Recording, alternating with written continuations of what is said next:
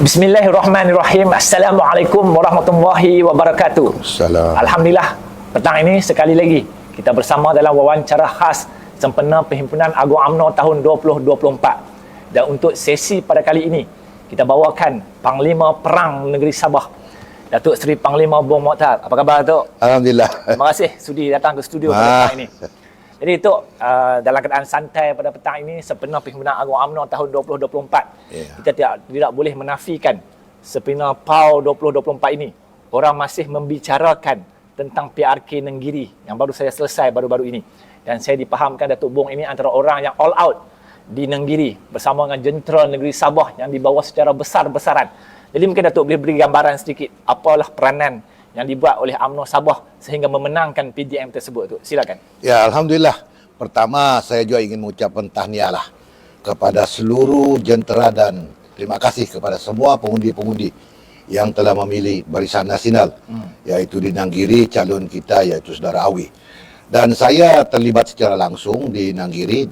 PDM saya jaga, PDM Jeram Tekuk. Jeram Tekuk. Selaku ahli majlis tertinggi dan bersama-sama dengan saya 14 ketua bahagian dan lain-lain jentera. Dan saya telah berada di Nenggiri lebih kurang 10 hari. Iaitu trip pertama 5 hari, yang kedua 5 hari.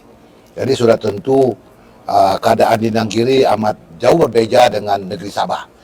Walau bagaimanapun, sebagai seorang yang sudah orang kata lama dalam parti, saya telah banyak mengikuti PRK di Semenanjung ini, termasuk di Kelantan.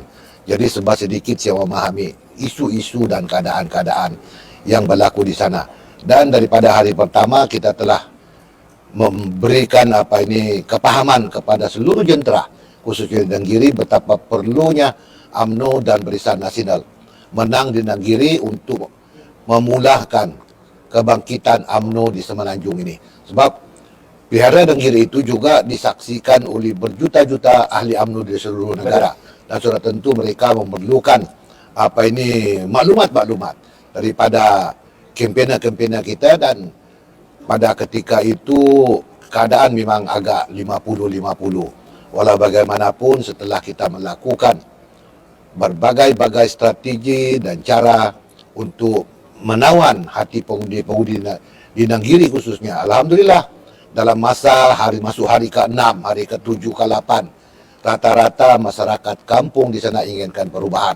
Dan mereka terjemahkan perubahan itu melalui undi pada 17 hari bulan. Dan UMNO Barisan Nasional menang besar, iaitu 3,000 lebih majority. Di DUN yang saya jaga, DUN itu kalah dalam 3 pilihan raya. Dan baru-baru itu kalah 275 undi, tetapi PRK kali ini PDM Jeram Tekuk majoriti 460 undi. Satu peringatan yang sangat mendadak. Sangat mendadak. Alhamdulillah, tu. Tahniah diucapkan. Cuma saya juga berpesan kepada yang berhormat Saudara Awi, untuk menang mungkin mudah, tapi untuk mempertahankan kemenangan itu bukan sama seperti yang awal-awal. Ini bermakna yang berhormat Awi perlu turun ke bawah mendampingi masyarakat dan pengundi di kawasan itu. Mencapai kemenangan itu mungkin nampak mudah, tapi mengekalkan kemenangan bukan satu benda yang mudah, ya. Datuk hadir ke PRK Nenggiri dan kita pun faham Barisan Nasional UMNO terutamanya dianggap sebagai underdog pada peringkat permulaan. Jadi tadi Datuk memaklumkan bahawasanya ketika hadir kita datang sebagai underdog dan Datuk pun boleh menganggap PDM Jeram Tekuk itu merupakan PDM yang kalah dalam 3 siri pilihan raya yang lalu. Jadi apabila kita melalui proses saban hari, setiap hari kita berkempen dan sebagainya, mungkin Datuk boleh beri sedikit gambaran. Apakah faktor-faktor yang membawa kepada kemenangan budak Awi ini pada 17 hari bulan? Faktor dia banyak sebetulnya. Pertama, kegagalan kerajaan PAS di Kelantan ini merupakan satu faktor mendorong rakyat kan ingin perubahan. Kedua, isu yang lebih berkesan iaitu harga cukai tanah di Kelantan ini ditekan kepada rakyat, iaitu tanah pecah geran antara keluarga pun kita perlu membayar RM6,000 sekurang-kurangnya. Dan ini isu yang telah kita bawa dan kita cuba menyelesaikan pula isu Kesedar, di mana di Nenggiri ini satu agensi kerajaan bertanggungjawab, iaitu Kesedar. Jadi kesedar juga pada ketika itu dipegang oleh kerajaan negeri. Bukan mesra kepada peneruka, tetapi peneruka diberi kesulitan. Tukar milik susah, nak apply permit untuk pasang meter elektrik pun susah, pasang meter air pun susah, tukar nama pemilik pun susah. Jadi ini kita selesaikan. Kita berjanji menang si Awi ini, insya Allah semua masalah yang dihadapi akan dipermudahkan. Dan ini mendorong faktor-faktor pendorong isu tempatan telah membawa kemenangan kepada calon Alwi ini. Calon Alwi. Okey, Tok. Perhimpunan Agung UMNO 2024 ini ada juga yang menggambarkan sebagai Perhimpunan Agung UMNO Mawi. Sebab fenomena yang dibawa oleh Awi untuk PAU ini juga memberikan sedikit nafas baru kepada ahli-ahli UMNO. Kita boleh lihat keterujaan orang UMNO tentang Mawi ini, keterujaan orang UMNO tentang PAU pada kali ini, keterujaan kehadiran yang sangat luar biasa pada PAU kali ini. Jadi itu satu ayat yang mudah yang boleh Datuk gambarkan tentang budak Awi ini. Budak Awi sebetulnya dia sebelum jadi calon, dia pun tidak tahu diri dia jadi calon. Dan selaku pemuda, dia memang telah bekerja keras di kawasan itu bersama-sama dengan rakan-rakan. Dan dia memang mesra kepada penduduk. Dia banyak menyelesaikan isu-isu penduduk walaupun bukan menjadi wakil rakyat. Jadi sudah tentu tarikan pengundi itu sendiri ada kepada calon ini. Sebab itu kita meminta kepada mereka di seluruh negara yang berhasrat untuk menjadi calon, jangan pasang dalam niat kita mau jadi calon, tapi bekerjalah untuk rakyat. Jadi kalau mau jadi calon kepada rakan-rakan di luar sana, tak kisah daripada mana parti sekalipun, pastikan gerak kerja anda bermula pada saat dan ketika ini. Jadi itu, kita kembali kepada PAU semula. Dalam keadaan hari ini, Datuk ini orang yang telah lama di dalam UMNO ini, telah melalui pelbagai PAU setiap tahun. Dan kali ini Datuk sebagai pengurusi Badan Pengurusan UMNO Negeri Sabah, apakah yang Datuk boleh gambarkan signifikan PAU pada tahun ini? Signifikan, okey. PAU tahun ini amat berbeza, di mana pertama kemenangan Nanggiri itu membawa atmosfer yang berbeza dengan dengan niat murni perwakilan dan pemerhati itu sendiri. Kedua, masanya sudah berubah. UMNO pada satu ketika menjadi pemerintah lebih kurang 50 hingga 60 tahun, tetapi kita kalah dalam PRU yang ke-18. Dan setelah itu berbagai-bagai proses UMNO telah lalui, dan kita menjadi sebahagian daripada kerajaan sebanyak 2 kali. Betul. Dan sudah tentu senario seumpama ini tidak akan boleh dibanggakan oleh ahli UMNO di seluruhannya. Kita ingin UMNO kembali semula diterima oleh rakyat. Di bagaimana UMNO ini boleh diterima oleh rakyat? Ini bermakna semua pimpinan di peringkat pusat, negeri dan bahagian khususnya perlu mengambil langkah yang bijak. Sebab rakyat sekarang ini menilai kriteria dan juga personality pemimpin di kawasan itu. UMNO tidak lagi boleh bersikap sombong, UMNO tidak lagi boleh isolatekan diri kita daripada kelompok masyarakat, iaitu kita perlu mendampingi berbagai-bagai jenis pengundi. Pengundi muda, pengundi yang setengah umur, pengundi yang berumur.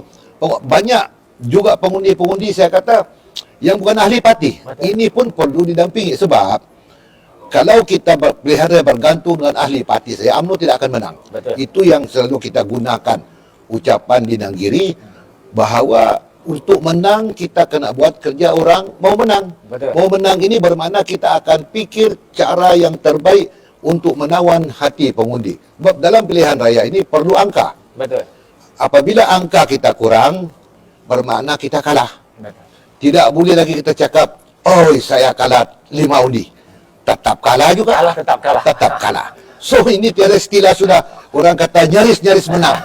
Tidak ada istilah. Dalam pilihan raya ini, kalah 1 undi pun kira kalah. Jadi, apa yang perlu kita lakukan sebelum kalah? Maka kita harus mempersiapkan semua jentera di semua peringkat.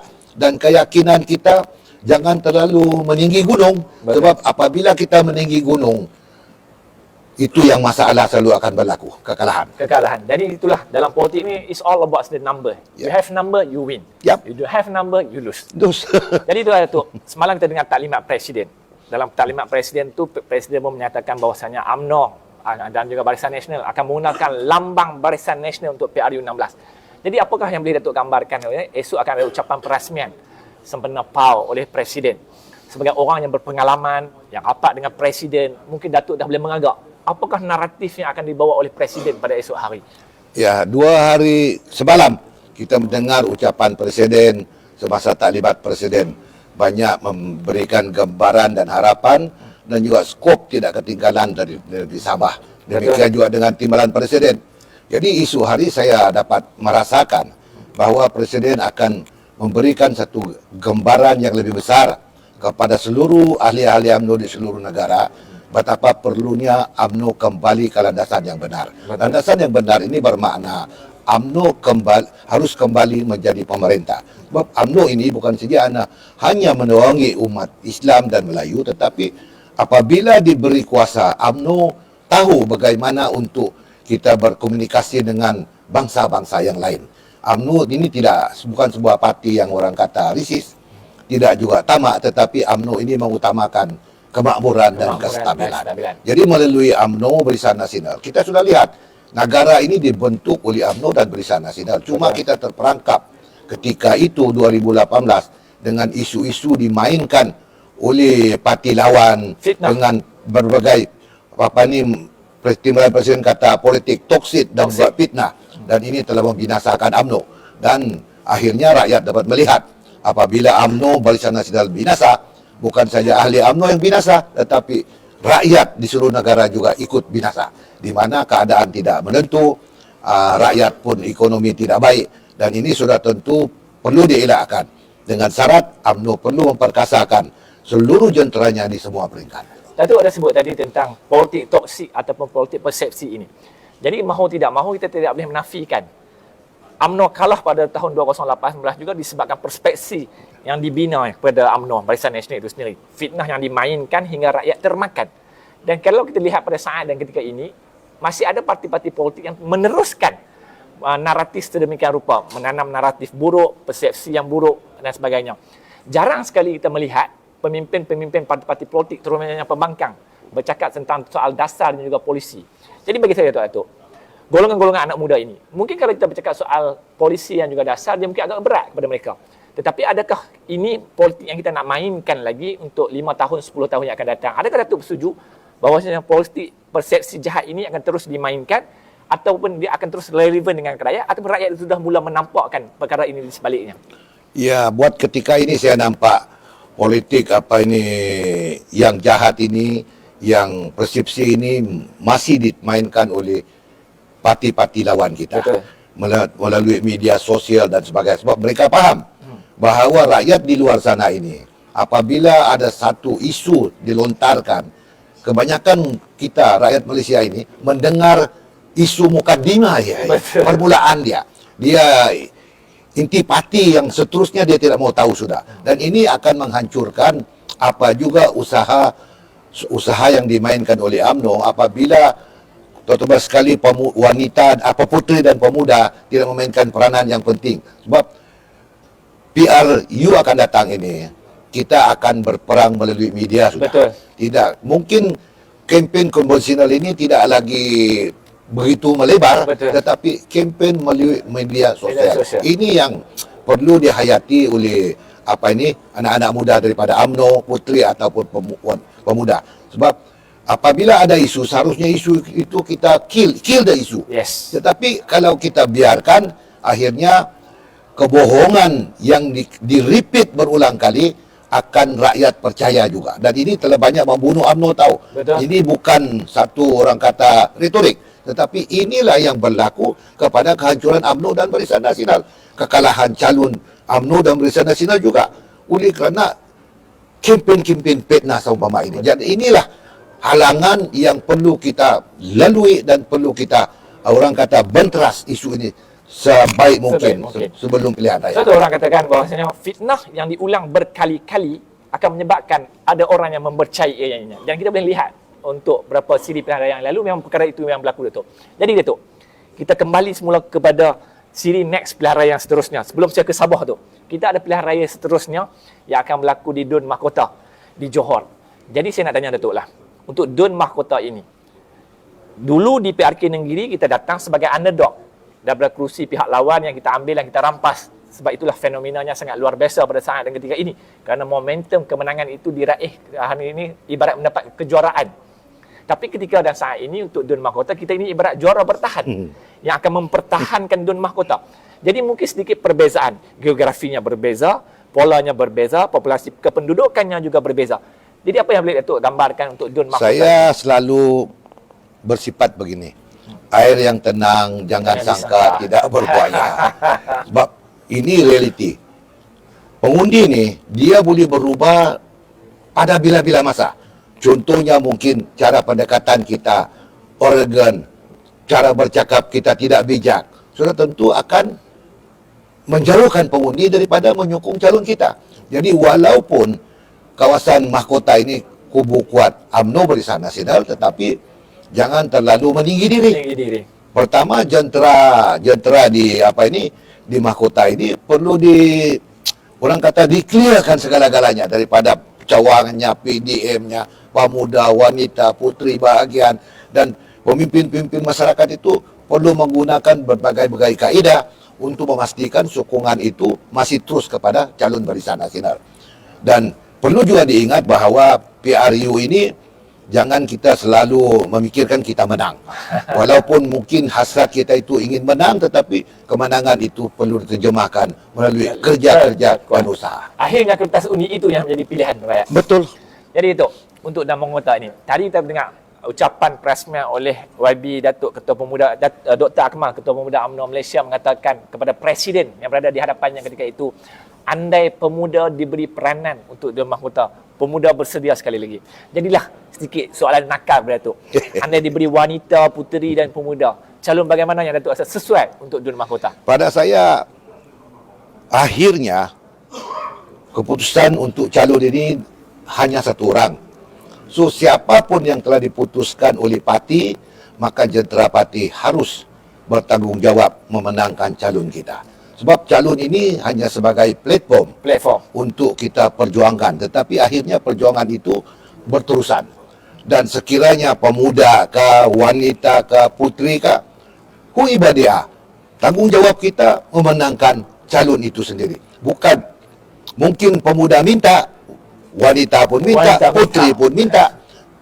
Jadi kita tidak boleh simpan semua. Betul. Hanya memilih satu, tapi pesanan saya, siapapun yang terpilih, itu ketentuan dari Allah. Maka apabila sudah putus, jangan lagi pertikai siapa calon, tetapi laksanakan tugas dan tanggungjawab kita. Akhirnya kemenangan itu, Datuk. Kemenangan itu penting. Kemenangan itu penting. Penting untuk parti dan juga penting untuk rakyat Malaysia. Bahawasanya hari ini UMNO Barisan Nasional kembali bangkit, Datuk. Jadi itu, kita tidak boleh menafikan apabila tentang PAU kali ini juga orang sudah mula membicarakan tentang Sabah. Semalam dalam ucapan Timbalan Presiden juga ada memetik tentang pilihan raya Sabah yang jangkakan paling tamat pada Oktober tahun hadapan. Jadi saya faham, terutamanya di pihak UMNO Sabah ini sudah menjurus gerak kerjanya ke arah pilihan raya negeri Sabah yang dipahamkan mungkin pada awal tahun hadapan ura-uranya. Jadi itu, saya tanya Datuk lah, bagaimana persediaan UMNO Sabah menghadapi pilihan raya negeri Sabah? Pilihan raya di Sabah ini atas buku dia akan tamat pada September 2025. Cuma kita melihat juga keadaan-keadaan perubahan di Sabah ini, kita jangka pilihan raya pada tahun ini. Jadi daripada awal selaku Ketua UMNO Sabah, saya dan rakan-rakan telah lama turun ke bawah untuk memastikan bahawa persiapan awal itu daripada jentera bahagian dan juga dun-dun tumpuan yang kita pikirkan UMNO perlu bertanding, telah kita gerakkan daripada awal sehingga hari ini. Kita tidak berhenti. Sebab pada saya selalu berpegang dengan kunci untuk menang, kita buat kerja orang mau menang.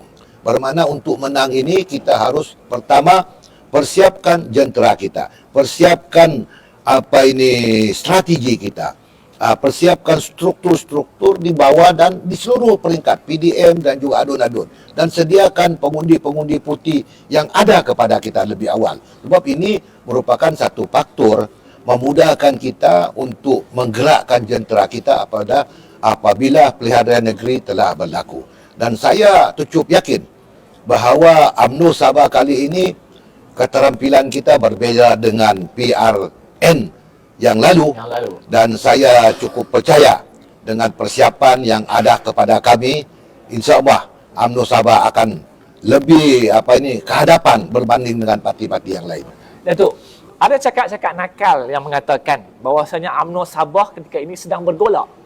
Bahawasanya UMNO Sabah ini ada perseteruan dan sebagainya. Jadi saya tanya satu teruslah secara live ini. Apa yang telah berlaku dalam UMNO Sabah dan ketika ini? Sebetulnya saya selalu berpegang dengan konsep perbezaan pendapat ini tidak bermakna kita bergolak. Cuma semua pihak harus menerima hakikat bahawa perbezaan pendapat itu sudah tentu kita akan mengambil satu keputusan yang kita rasa baik untuk parti. Jadi mana-mana yang pendapat dia tidak kita terima pakai, kita ketepikan, tidak boleh orang berkecil hati. Betul. Di pergolakan yang besar tidak ada sebetulnya di UMNO Sabah ini, bahkan kita terus bergerak secara berparti dengan rakan-rakan yang lain. Kita adakan mesyuarat, kita adakan perbincangan, dan kita turun kawasan. Ini penting pada saya daripada memikirkan perkara-perkara yang boleh merugikan parti. Lebih baik kita berpikir ke hadapan. Sebab apabila menang, sudah tentu semua parti terjamin akan kelangsungan dia.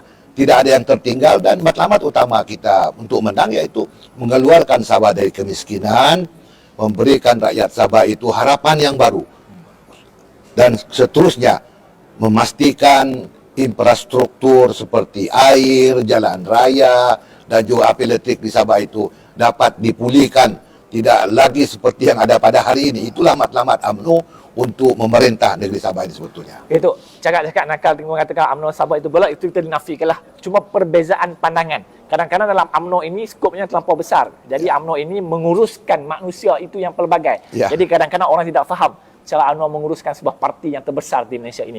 Cuma Datuk, kadang-kadang perkara perbezaan pandangan itu berlaku kerana gerak kerja menuju ke arah pilihan raya. Jadi hari ini Tok, saya nak tanya Datuk, sedikit soalan mungkin sedikit panas. Apakah pendirian UMNO Sabah untuk masa yang akan datang ini? Ya, untuk masa menghadapi pilihan raya akan datang ini, insya-Allah UMNO Sabah akan melakukan pendekatan yang terbaik. Kita perlu menilai ke arah mana, bagaimana kita melalui pilihan raya akan datang. Sebab pilihan raya yang lalu telah banyak memberikan saya dan rakan-rakan pengajaran betapa perlunya kita harus meneliti seinci manapun perundingan-perundingan dengan mana-mana parti. Sebab walaupun pada dasarnya kita telah membuat perjanjian, tetapi dalam pilihan raya ini rupa-rupanya masih ada unsur-unsur penipuan. Jadi kita tidak mahu terperangkap dengan isu seumpama itu, dan saya sendiri dan rakan-rakan akan meneliti secara terperinci di sudut kecil manapun untuk memastikan UMNO BN Sabah tidak lagi tertipu pada dalam PRN akan datang nanti. Akhirnya yang akan untung ialah UMNO Sabah itu sendiri. Akhirnya kena untung. UMNO Sabah kena untung. Ya. Cuma tu, andai kita menuju ke arah PRN Sabah yang akan datang ini, bagaimanakah kriteria-kriteria calon yang akan diketengahkan oleh UMNO Sabah, terutamanya untuk generasi-generasi muda? Calon pertama yang boleh menang. Dia ini winnable, mesti wajiblah dikategorikan. Kedua, diterima oleh masyarakat, dan calon yang mempunyai ciri-ciri kepimpinan yang mesra kepada masyarakat. Bermakna dia mesra dengan pengundi. Sebab kita tidak mahu calon menang satu penggal, habis itu hilang. Betul.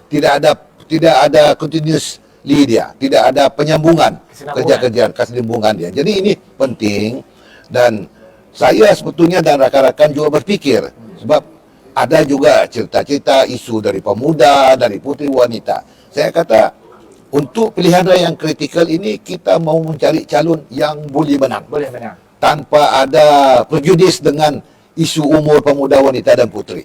Sebab kalaupun kita simpan majoriti wanita ataupun pemuda, tetapi kalah, bermakna kita sudah kehilangan kita punya kursi kita. Dan jadi untuk mengekalkan kursi-kursi yang kita pilih menang ini, insya-Allah kita akan pilih calon daripada berbagai latar belakang, termasuk anak muda pun ada, wanita pun ada, insya-Allah. Insya-Allah. Jadi akhirnya tu, walau apa berlaku sekalipun, akhirnya Datuk akan pastikan UMNO Sabah itu terus relevan di Sabah.